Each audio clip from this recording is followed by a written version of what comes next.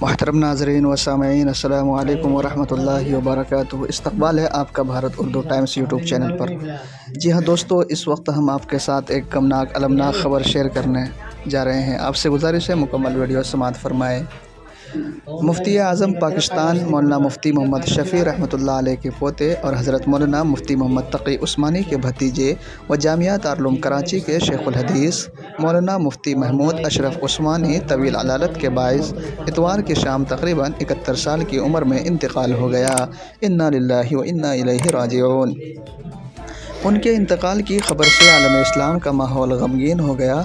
मुफ्ती आज़म पाकिस्तान मौलाना मुफ्ती मोहम्मद रफ़ी उस्मानी और मुफ्ती मोहम्मद तक़ी उस्मानी के भतीजे मुफ्ती महमूद अशरफ उस्मानी दारुल कराची के दारुल इफ्ता के सरबराह थे।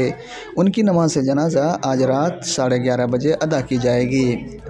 मुफ्ती तक़ी उस्मानी ने भतीजे के इंतकाल पर अपने पैगाम में कहा, दारुल के शेखुल हदीस और मुफ्ती और मेरे महबूब भतीजे और दीनी व इल्मी किताबों के मुसन्निफ़ मौलाना महमूद अशरफ उस्मानी की वफ़ात पर क्या कहूँ। इन्ना लिल्लाहि व इन्ना इलैहि राजिऊन के सिवा कुछ समझ में नहीं आ रहा। आज ही रात 11:30 बजे नमाज जनाजा पढ़कर किस दिल से उन्हें कब्र में पहुँचाऊँगा।